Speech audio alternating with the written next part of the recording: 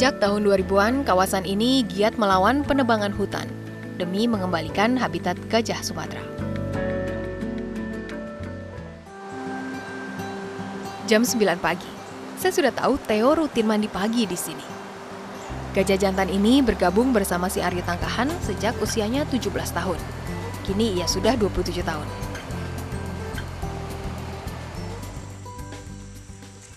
Sebelum bertugas di Tangkahan, Theo adalah gajah liar yang kerap masuk ke kebun warga di daerah Himbang Lawang, Aceh. Ia sering dilaporkan mengamuk saat bentrok dengan warga ketika diusir. Karena itu, Theo dibawa ke Tangkahan dan dilatih oleh maut gajah Bang Budiman. Sejak 2004, Budiman merawat dan melatih Theo. Tak mudah merawat gajah jantan satu-satunya di Tangkahan ini. Lihat saja, Theo kerap membuat Budiman teriak-teriak.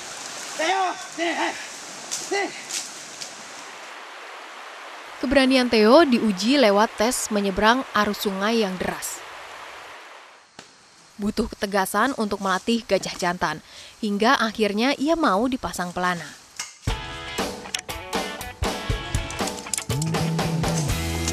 Ini penting karena pelana ini jadi alat untuk membawa mereka yang mau melihat lebih dekat alam liar Tangkahan. Kebanyakan turis mancanegara datang ke Tangkahan dari Eropa, seperti Belanda dan Jerman. Desa kecil di Kabupaten Langkat, Sumatera Utara ini pun makin terkenal dengan ekoturisme gajah Sumateranya. LPT, Lembaga Pariwisata Tangkahan, mengelola objek wisata di Tangkahan seluas 17.500 hektar dari 1 juta hektar luas Taman Nasional Gunung Leuser. Lembaga yang awalnya hanya beranggotakan 7 orang ini berhasil menciptakan mata pencaharian baru bagi warga Tangkahan yang dulunya mayoritas penebang kayu.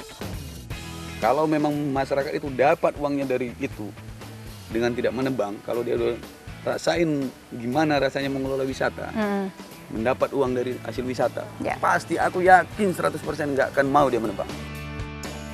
Di awal masa berdirinya pada 2001, LPT sempat ditolak warga. Aku lahir di sini dan besar di sini, itu pun semasa itu, begitu kami jalan ke kampung, yang memang tempat lahir saya, orang-orang yang di kampung itu sudah nggak tegur, sudah nggak srek lah, karena menurut mereka itu memutus mata pencarian mereka. Kan. Sekarang ini tahun 2014 itu sekitar 8-9 miliar uang masuk dari hasil tamu. Tangkahan itulah yang dibagi-bagi, penginapan, guide. Kini, warga Tangkahan mencicipi manisnya gula pariwisata. Rata-rata, tiap tahunnya 4.000 turis asing dan 40 ribuan turis lokal berkunjung ke Tangkahan. Selain Theo, gajah lainnya di si Aryo Tangkahan semuanya betina. Yang paling senior adalah Eva, betina berusia 49 tahun. Lalu Ardana, yang setahun lebih muda dari Eva. Sari 39 tahun, dan anaknya, Amel, si kecil berumur 3 tahun, yang lahir di Tangkahan. Dan yang remaja, Olive dan Yuni.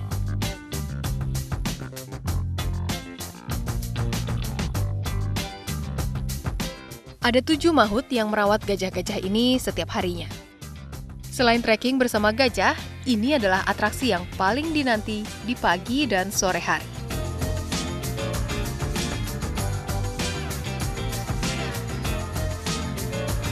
Melihat pemandangan seperti ini, mungkin tak terpikir bahwa dulunya kawasan ini adalah daerah rawan konflik gajah dan manusia.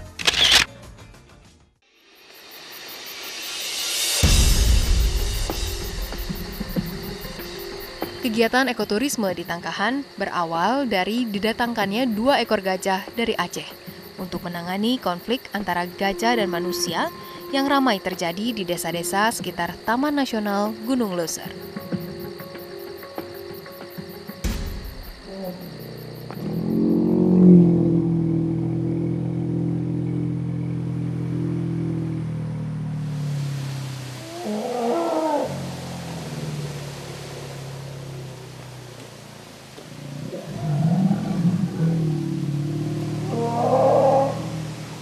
Agustin adalah satu dari 2 gajah pertama anggota Si Aryu Tangkahan yang setia menjaga hutan Tangkahan sejak 2002.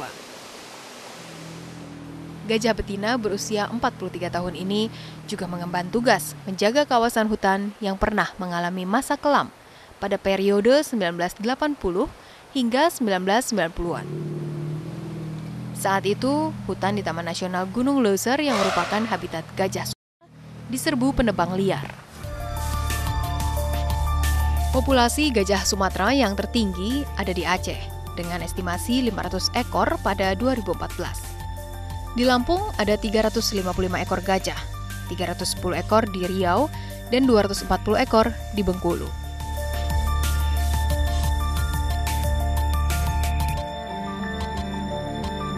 Di Jambi ada 159 ekor gajah, Sumatera Selatan 100 ekor, Sumatera Utara 60 ekor.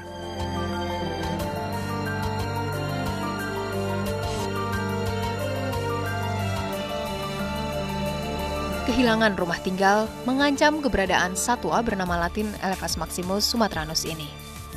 Tak hanya kehilangan ruang untuk bergerak, juga makanan. Gajah yang habitatnya terganggu terpaksa keluar dari hutan dan masuk kebun warga mencari makan. Inilah penyebab tingginya konflik gajah manusia di Sumatera. Untuk mengatasinya, pasukan patroli rutin diturunkan.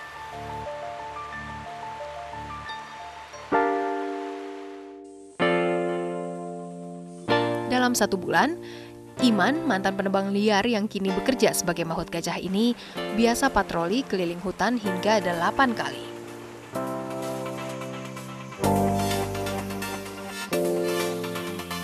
Sebenarnya dulu itu sempat lebih besar pendapatannya dari main kayu kan? Iya, memang Ya kan? pendapatannya Ketimbang jadi mahut. pendapatannya memang lebih besar jadi penebang kayu.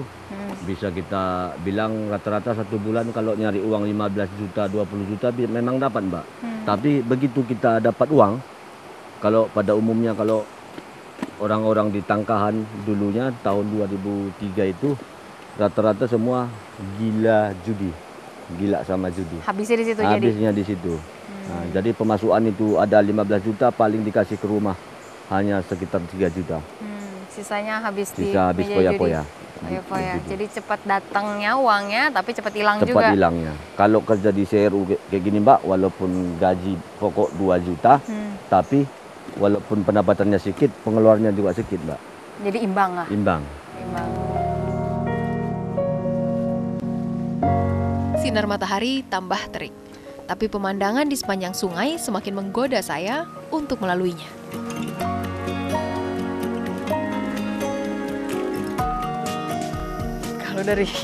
Kalau dari bawah sebenarnya nggak terlalu kelihatan curam, tapi di sini di atas sini tuh kelihatan banget. Aduh. Karena kondisi hutan di Taman Nasional Gunung Leuser ini masih tingkat kerapatannya masih tinggi. Jadi pohonnya masih rimbun-rimbun. Topografinya tanjakan, jadi ada turunan yang cukup tajam seperti ini.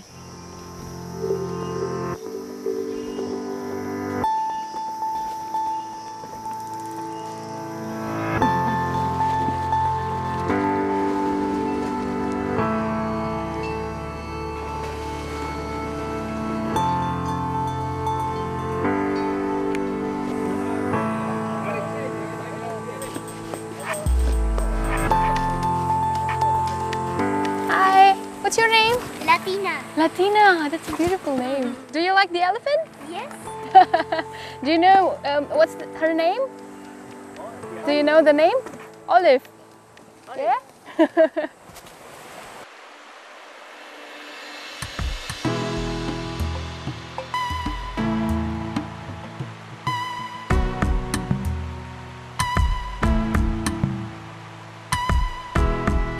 Tahun 1980 hingga 1990-an area ini memang area hotspot karena banyak konflik terjadi antara warga dengan gajah liar.